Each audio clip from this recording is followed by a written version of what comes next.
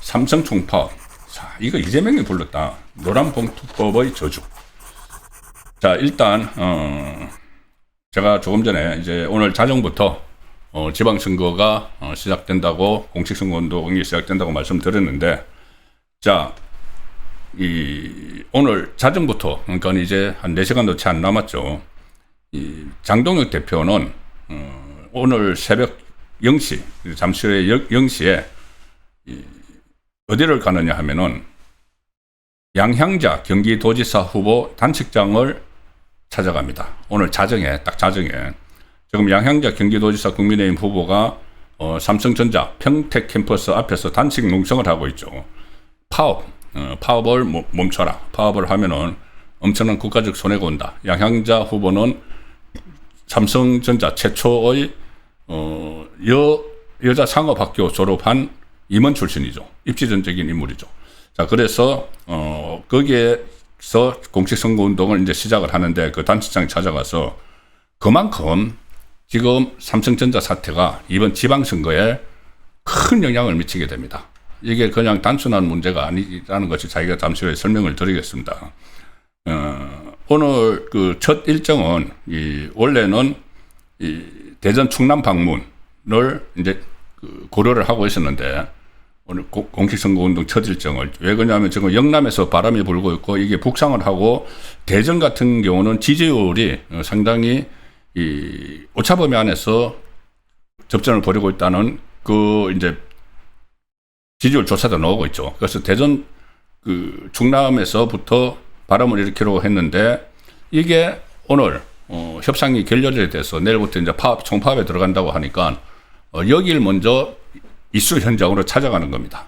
그리고 이것을 선거의 핵심 쟁점으로 내세우기 위한 것이죠.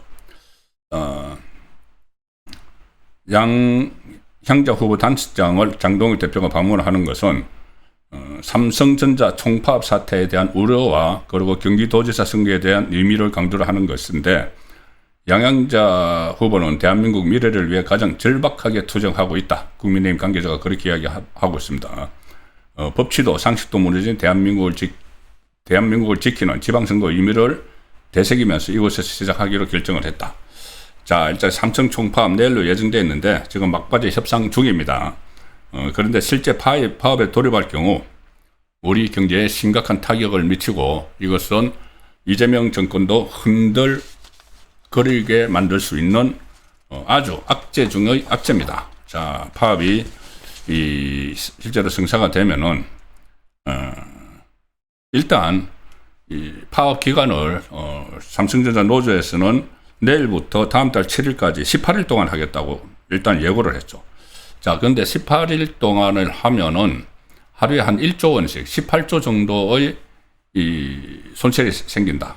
자, 그렇게 이야기를 하지만 지금 하청 업체가 한 1,700개 됩니다. 1,700개에서 또 공장 같은 것이 가동이 중단되죠. 그렇게 하고 해외에서 이렇게 주문량 같은 것을 이제 맞추지 못하고 하면은 굉장히 손실이 막 눈덩이처럼 커집니다. 그래서 최대 한 100조의 손해가 당장 예상된다. 장기적으로는 더 많죠. 해외 신인도 같은 게 무너지고 하면은, 지금 삼성전자의 조직 안에서도 지금 노노 갈등이 막 일어나고 있죠. 성과급을 많이 받는 MS 분야하고 그렇지 않은 비반도체 분야, 핸드폰이나 이런 그 노조하고도 막 충돌을 하고 상황이 심각합니다. 이런 것들이 노란봉투법의 영향을 많이 받는 것이죠. 그래서 이재명이 이런 사태를 만든 그 핵심 인물이라고도 볼 수가 있는 겁니다. 자, 그리고 100조가 손해가 당장 장기적으로는 더 많이 나는데 손해가 예상되는데, 우리나라 국가 예산이 1년에 700조죠. 700조의 7분의 1 정도가 손실이 났는데, 그것뿐이 아니고 실제로 삼성전자가 파업에 들어가면은 다른 그 기업에도 지금 성과급, 여기저기서 성과급 달라 난립니다. 그래서 이 N% 성과급의 공포, 이것이 지금 재계를 막 뒤흔들고 있는 상황에서 이 삼성전자가 파업에 이제 돌입을 하는 것이죠. 자, 자정부터 오늘 그러니까 0시부터 할 텐데 아직까지는 뭐 협상, 막바지 협상에 협상을 하고 있습니다. 노동부 장관이 김영훈 고용노동부 장관이 삼성전자 노사의 2차 사후 조정이 오늘 결렬되면서 직접 중재에 나섰는데 아직은 계속 도시락 먹으면서 해동 중이라고 합니다. 저녁 도시락 먹으면서. 그런데 김영훈 고용노동부 장관이 누군지 아시죠? 바로 민노총 위원장 출신입니다. 그러니까 민노총 위원장 출신을 또 고용노동부 장관에 앉히고 이재명이 그렇게 하니까 민노총이 입김이 굉장히 강해서 지금 해결할 수 있는 방법이 이제 여러 가지 그 절차 중에 이것을 강제로 이 중재를 하도록 하는 직권 조정인데 직권 조정을 긴급 조정이라고 그렇게 부르죠. 긴급 조정인데 이 긴급 조정은 가령 예를 들어서 국민 경제를 현저하게 해칠 수 있을 때 발동을 해서 30일간 쟁의 행위를 금지한 채 조정하고 중재 절차를 하는데 그때 이제 제대로 그때까지도 조정 중재가 안 되면은 중재위원회에서 이게 강제로 이제 중재를 하고 그렇게 되면은 또 다른 역풍이 많이 불 수가 있죠. 그리고 이 긴급 조정에 대해서 민노총이 강하게 반대하고 있습니다. 지금까지 우리 역사상 4번뿐이 이게 긴급 조정이 오셨다고 하는데 민노총이 반대를 하는데 그 민노총 위원장 출신인 이 김영훈 고용노동부 장관에게 이게 긴급 조정권 발동 권한이 있습니다. 이게 그러니까 이 민노총하고 어느 정도 대치를 하고 뭐 이런 사람을 고용노동부 장관에 앉혀야지 민노총 출신을 그러니까 민노총이 이재명 정권을 창출하는데 자기들은 1등 공신이라고 생각을 해줘. 그래서 김용원을 밀어놓고 그 김용원을 이 긴급 조정권이 지금 발동을 해야 되는 그 상황인데 발동권자가 바로 김용훈입니다. 민노총 위원장 출신. 그러니까 이 사람이 지금 막판까지 조정을 하고 있는데 이 사람이 누구 편에서 지금 조정을 하겠습니까? 완전히 노조 편에서 하는 거죠. 그러면 사쪽에서 이거 받아들일 수 있는가? 자, 그래서 오히려 더 상황을 지금 어렵게 만드는 그런 일이 벌어지고 있는데 일단 삼성전자는 국민기업입니다. 고용 인원이 12만 9천 명인데 국민 10명 중 1명이 삼성전자 주식을 가지고 있죠. 460만 명이 삼성전자의 주주입니다. 그리고 이 삼성전자가 코스피 시가총액의 25%를 차지합니다. 처음에 오늘 그 파업이 결정됐을 때 삼성전자 주식이 한 10,000원 이상 확 떨어지는 그런 상황도 보였습니다. 그리고 세수, 수십조, 나중에 이제 100조가 넘는 세수를 삼성전자에서 걷는다. 그래서 그거 믿고 지원금 막 지금 나눠주고 있죠. 이재명에게 삼성전자는 완전히 돈줄입니다. 이재명이 포퓰리즘 하는데. 그런데 이게 흔들려 버리면은 이재명이 큰일 나는 거죠. 하다못해서 지난번에 이 노사협상하고 있는데 그 와중에 끼어 들어가지고 김용범 이 정책실장이 초과 이윤 나는 거 우리가 좀 갖고 와가지고 자기들이 원하는 국민에게 나눠준다. 이런 이야기까지 막 나왔지 않습니까? 김치국 막 마시고 있었죠. 자, 그 상황이었는데 어쨌든 이 파업이 현실화되면은 국민들도 상당히 어려워집니다. 반도체 수출액이 우리나라 국가 전체 수출의 37%나 차지하는 이 상황이고, 자, 그래서 이게 빨리 타결이 되든지 해야 되는데 지금 제가 말씀드린 대로 이것을 김용훈 노동부 김영훈 고용노동부 장관이 직접 지금 중재를 하고 있으니까 이게 사쪽에서 과연 받아들일 수 있는 안이 나오겠느냐, 사용자 쪽에서.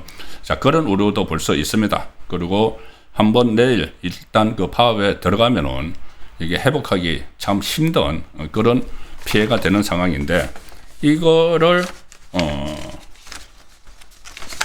강행을 하는 이유 중에 하나가 바로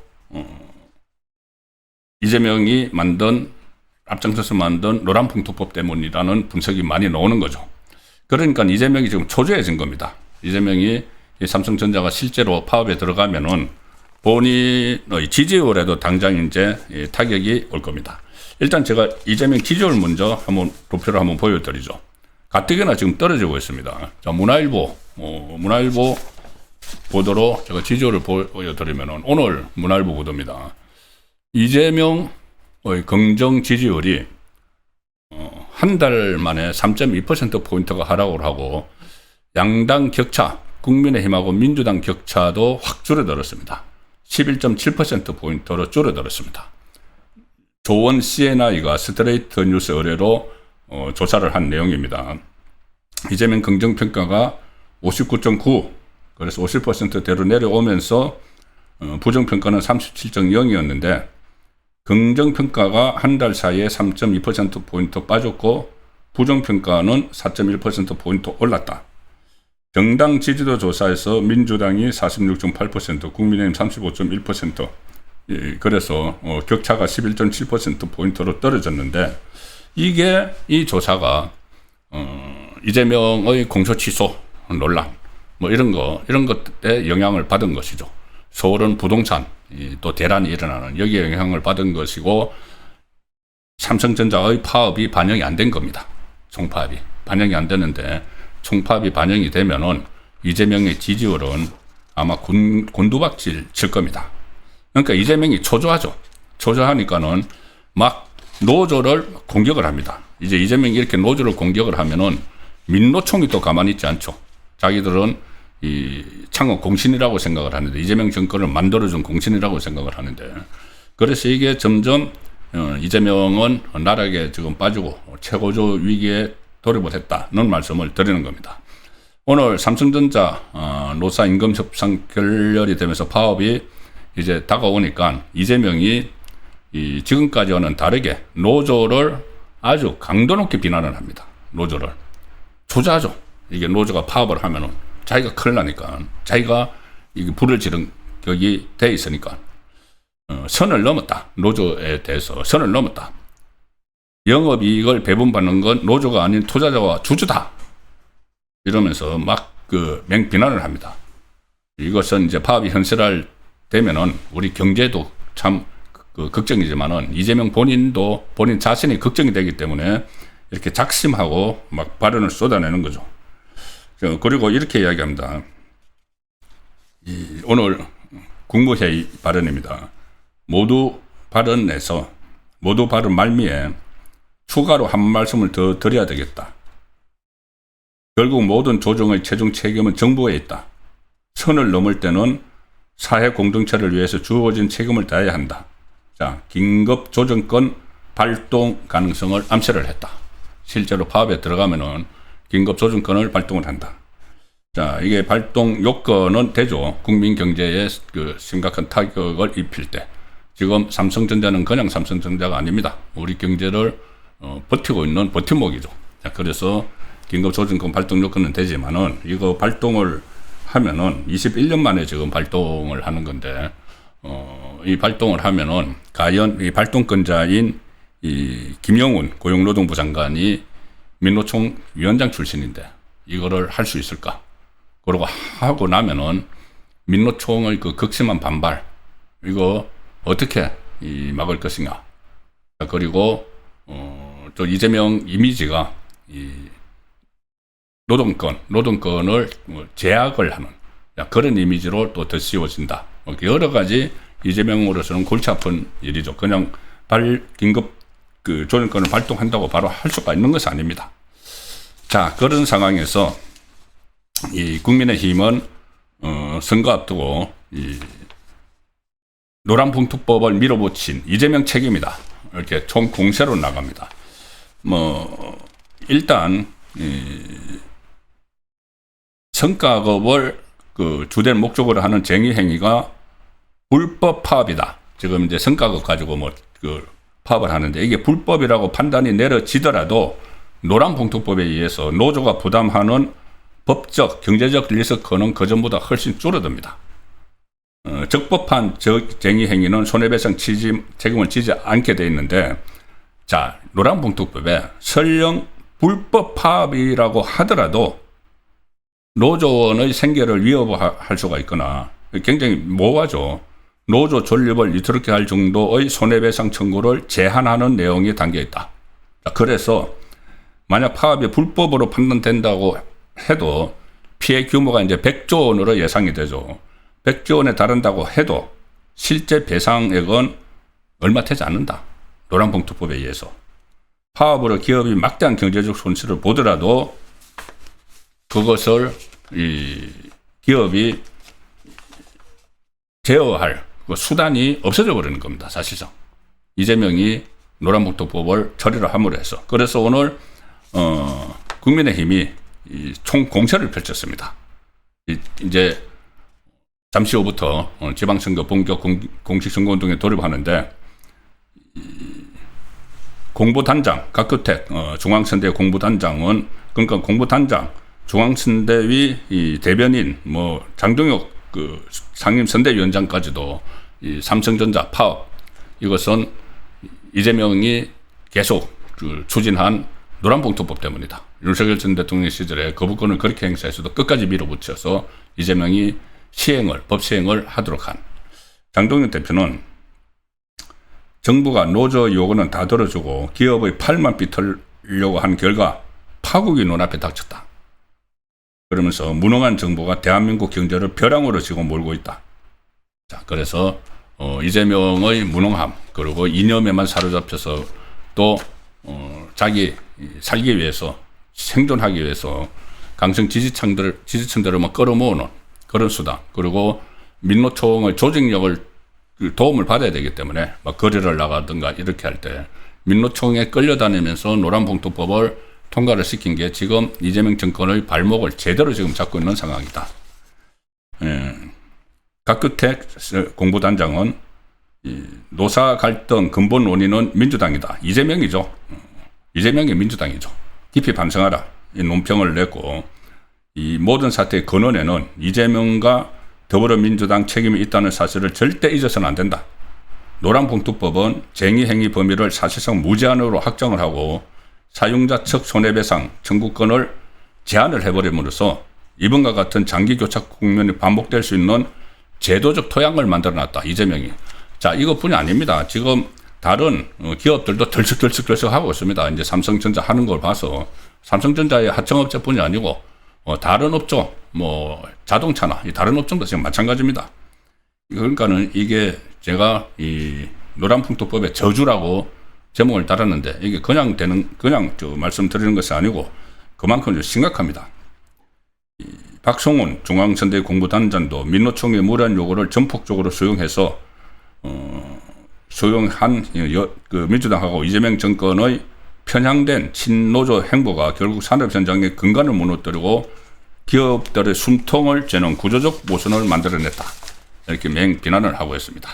자, 그래서 이재명이 이번에 그 본인이 선거에서 이재명의 세 가지 리스크를 제가 계속 말씀을 드렸죠. 하나는 이제 사법 리스크가 다시 재점화되는 이런 게 있었고, 하나는 이제 안보 리스크, 한미 동맹 막 흔들려는 안보 리스크가 있었고, 이념 리스크까지 따라붙었죠. 저번에 김용범 정책실장이 사회주의적인 발상을 해서 그 이재명하고 다 서로 언론을 해서 나온 거겠죠. 무슨 삼성전자 초과 이윤을 정부가 가져가서 자기들이 선택하는 국민들에게 나눠주겠다. 그런 리스크에 더해서 실제로 이것이 그 경제 리스크, 우리 민생 리스크죠. 민생 리스크가 선거에서 지금 불거졌습니다. 이게 그 타결이 돼야지 우리 뭐 경제에도 그 악영향을 최소화를 할 텐데 아마 이 김용훈이 나선 상황에서 가능하겠느냐 싶고, 이것이 타결이 돼도 지금 노란봉투법의 저주 때문에 다른 기업들도 상당히 도미노처럼 이런 현상이 벌어질 수가 있어서 정말 이재명의 이 책임론이 이번 지방선거에서 불거지고 심판의 대상이 될 수도 있다는 생각입니다.